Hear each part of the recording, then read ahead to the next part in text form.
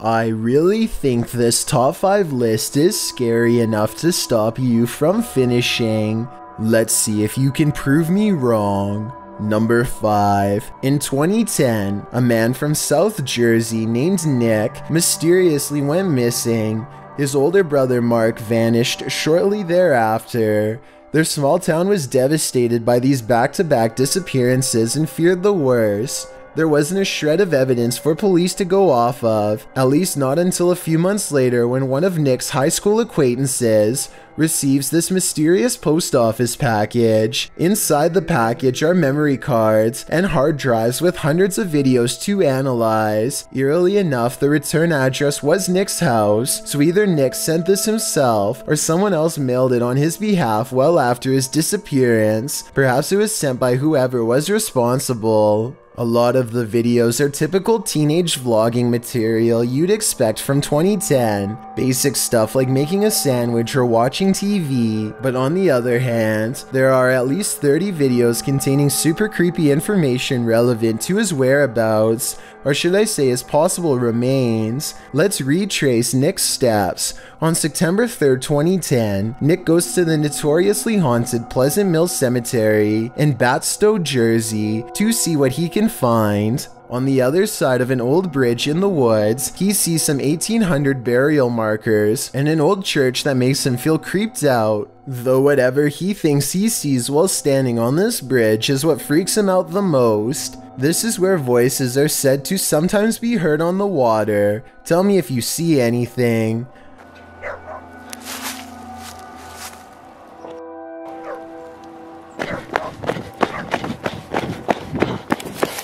I honestly can't say I see anything strange, but maybe something was there that didn't show up on camera.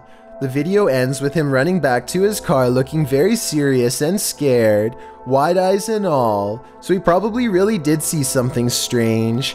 He never wants to go back there again, but at sometimes the experience eats away at him until a week later on September 10th, when he goes back to settle his curiosity once and for all, this time with his friend Austin. Night has fallen by the time they arrive. There's not much activity by the old church, so they walk over to the river. They don't hear anything and aren't really that scared, so they challenge each other to sit in the darkness under the bridge. The very same bridge where Nick first saw something, mind you. And as soon as their lights go out, they make contact. You hear that?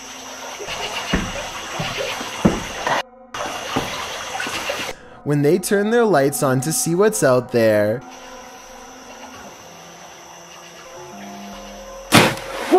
they see this broad goblin-like face looking back at them, soon followed by a splash of water, like something jumping at them, or else reaching up from the depths below. Away they run and away it follows. I don't know what this thing is, but since they disturbed its home twice now, it decides to return the favor. What you're about to witness happened on the very same night.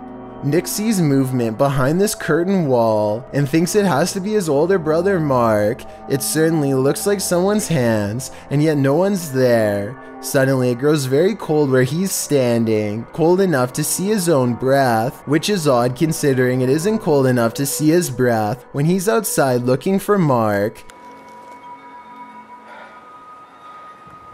Oh. They really should have stopped going there, but on September 18th they try again. This time, after following these strange lights in the woods, they discover something they were never meant to have. This nondescript book has no title, but I want to know more about this strange binding. It looks like part of a protective ritual, or maybe even a curse upon whoever opens it without permission. Nick grabs it and they go get something to eat, and that's subsequently when they start getting followed even worse than ever before. By now, Nick and Austin have developed somewhat of an unhealthy obsession with the Pleasant Mill Cemetery. It scares them, but it also attracts them and they can't stop going. Maybe something there is enticing them to return.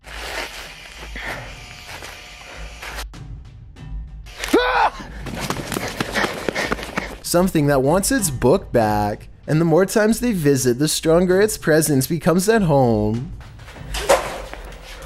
What? Tired of this.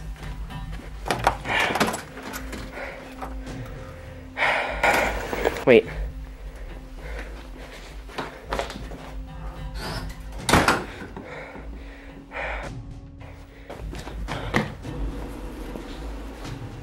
What the? When you look at the picture before it falls at 10 minutes and 28 seconds, I think it's a picture of Mark, the older brother who would soon disappear. On September 27th, Nick and Austin make a discovery that they seem to shrug off but I think is important. It's inside of an old house that they find not too far from the cemetery. The outside looks like it went ablaze a long time ago. Through a square hole in the floor, they spy an area that looks like it could have been a secret chamber when covered. They get a really bad feeling and don't want to go down, but Austin makes a simple observation that I think speaks volumes.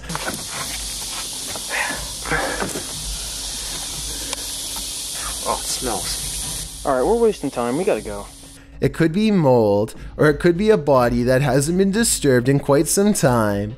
Things get really crazy after they discover the possible body. By November 2nd, Mark is gone and nobody knows where he went. Nick goes back to the cemetery to look for his brother, and this final recording is what he finds. A tall figure with an all-white face marches toward him, with a long tool in his hand.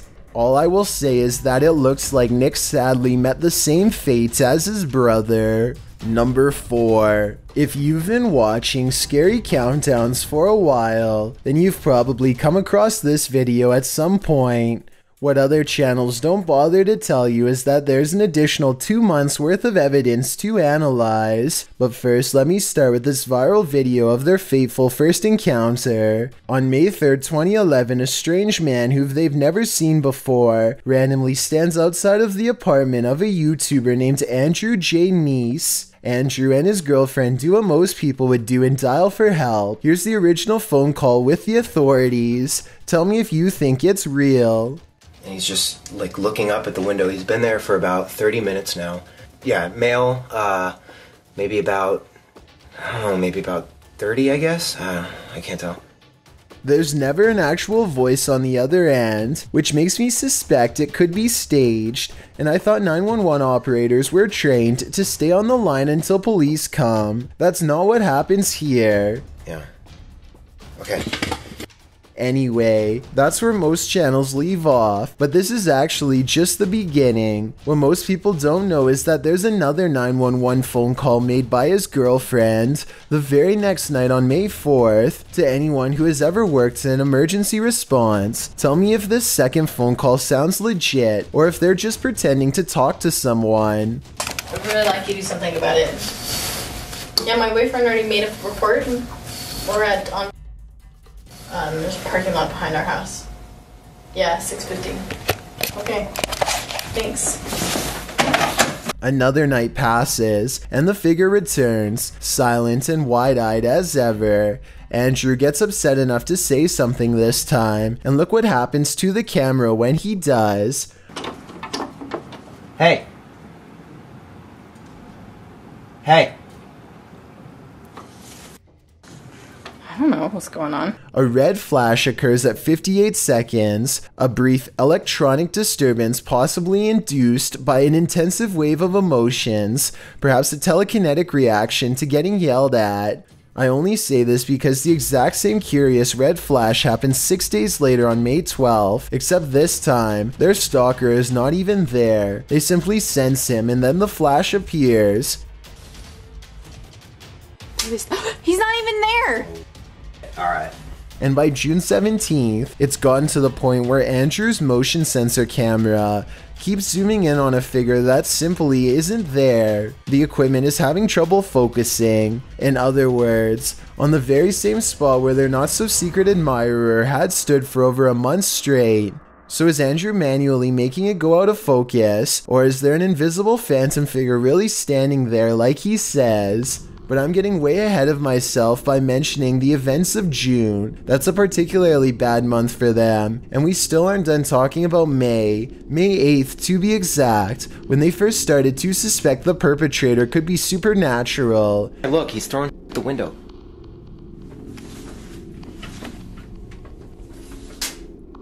His arms are at his sides, and yet something pings off the window. Fuck, I don't even see him throwing anything. Oh my god, but how is he doing that? And sure enough, there's another odd flash at 1 minute and 6 seconds, like something's feeding off the peak of their fear, growing stronger. No longer is the watcher satisfied with leering at them from the corner. He now wants inside. A full month of harassment accumulates in scraps of paper, all saying the same word, hello. Apparently, this is some form of psychotic social interaction for whoever's doing this. A creepy game they are just beginning to play. Time only makes the man grow bolder. By June 20th, the tapping is all over their windows. It's the sound of someone's finger against glass, and yet there's no silhouette to be seen. Either they are behind the couch tapping, or they're somehow making this noise from the alley outside. Left on the window is a picture of this creepy smiling face with X'd out eyes. Only someone who's really into the idea of tormenting two totally innocent people would bother drawing this, let alone deliver it in person. Little does Andrew or his girlfriend know they are less than 1 day from seeing him up close for themselves. On June 22nd, there's more tapping, which is not even that unusual by this point. And so Andrew's girlfriend goes to the window thinking that no one is there. She throws open the blinds, still recording for evidence, and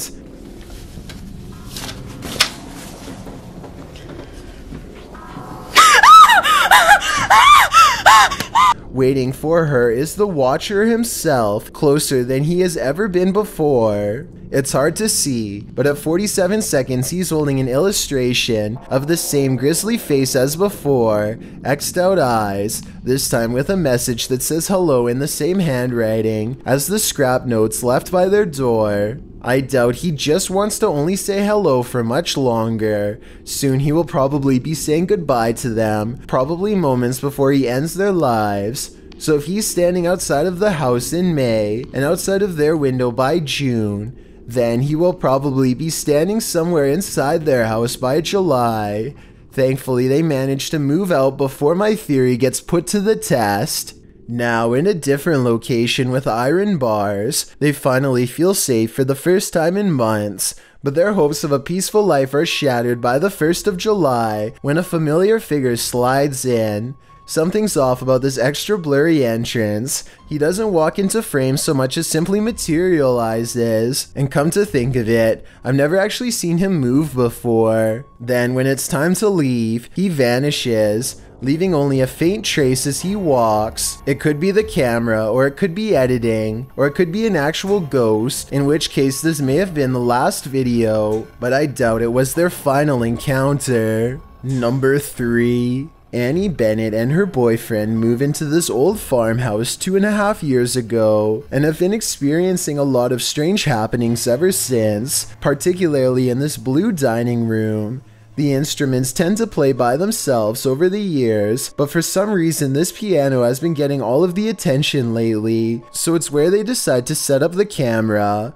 Hardly anything at all happens in part 1, which is 10 minutes long and slow enough to elicit some angry comments from people too impatient to get all the way through, but then there's some good moments that I want to point out, like how at 4 minutes and 17 seconds there's a strange light on the wall for absolutely no reason. It doesn't look like a laser pointer and it never happens again. Then the clock strikes 2:19 a.m. and mysteriously pops open.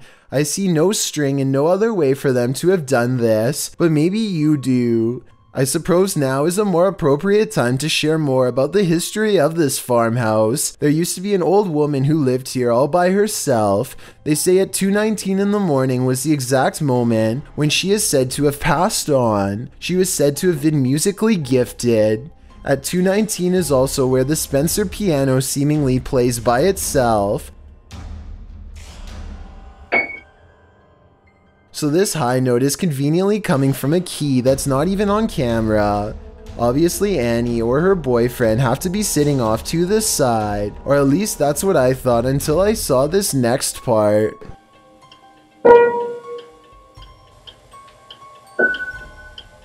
Okay, so that's not supposed to happen. I'm thinking that maybe the piano wires are worn out and old, which can sometimes cause a note to play by itself, but I don't think that's why, because nothing like this happened for a full 10 minutes prior. This tray and clock move at the same time. One of them could have pulled the tray by the corner that's off camera, sure, but the way the clock's open is something I can't explain.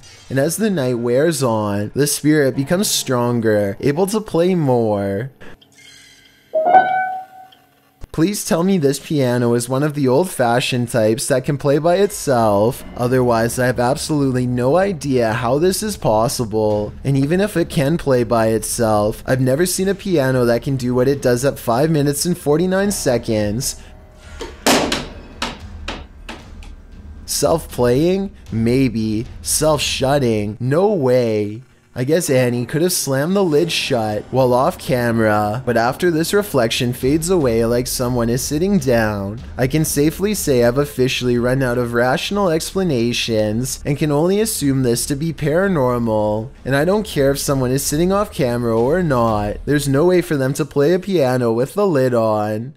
I can't even explain half of these paranormal occurrences, so I have to conclude that this farmhouse is almost definitely haunted by someone who refuses to accept that they've passed on.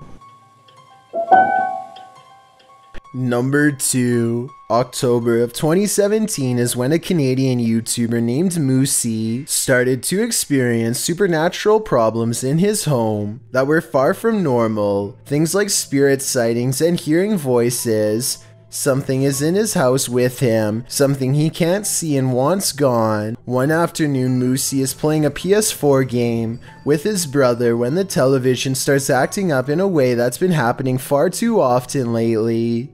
And it's really weird, like, he's been telling me it's been happening all day.